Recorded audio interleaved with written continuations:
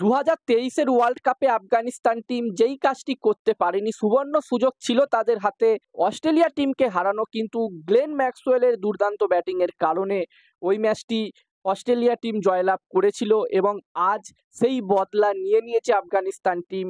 Afghanistan team অস্ট্রেলিয়ার বিরুদ্ধে দারুণ একটি জয় পেয়েছে এবং এই জয়টার সাথে সাথে আফগানিস্তান টিমের সেমিফাইনালে যাবার রাস্তাও কিন্তু খোলা থাকলো।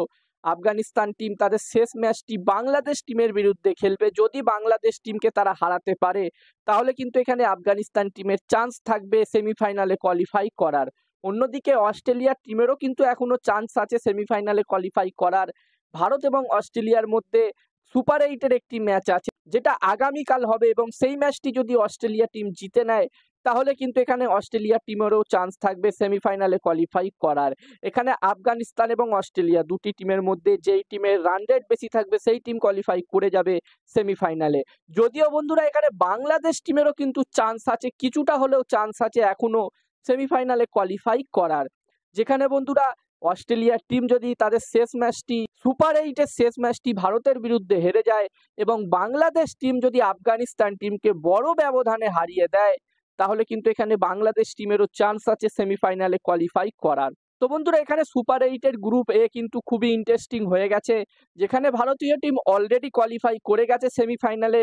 এবার দেখার বিষয় থাকবে অস্ট্রেলিয়া, আফগানিস্তান এবং বাংলাদেশ এই তিনটে টিমের মধ্যে কোন টিমটি কোয়ালিফাই করতে পারে সেমিফাইনালের জন্য।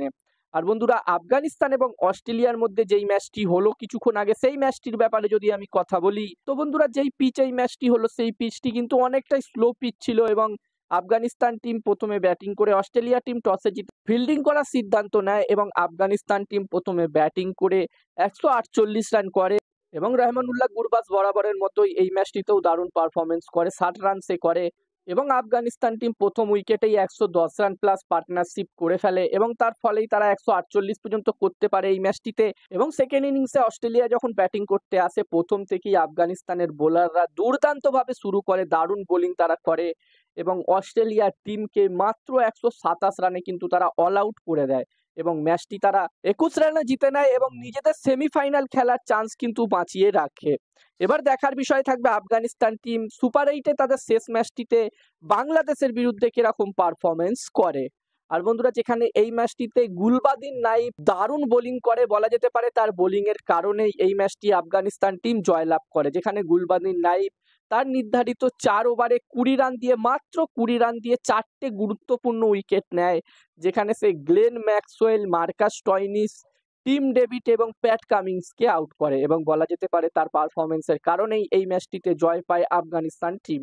আর এখানে বন্ধুরা তোমাদের কি মনে হচ্ছে, ভারতীয় টিম তো অলরেডি কোয়ালিফাই করে গেছে সেমিফাইনালে, বাকি কোন টিমটি কোয়ালিফাই করতে পারে, বাংলাদেশ, আফগানিস্তান নাকি অস্ট্রেলিয়া? অবশ্যই তোমরা তোমাদের মতামত কমেন্ট করে কমেন্ট বক্সে জানিও যে কোন টিমটি এই তিনটে টিমের মধ্যে কোন টিমটি কোয়ালিফাই করবে সেমিফাইনালে। আর ভিডিওটা ভালো লাগলে অবশ্যই একটা লাইক করো।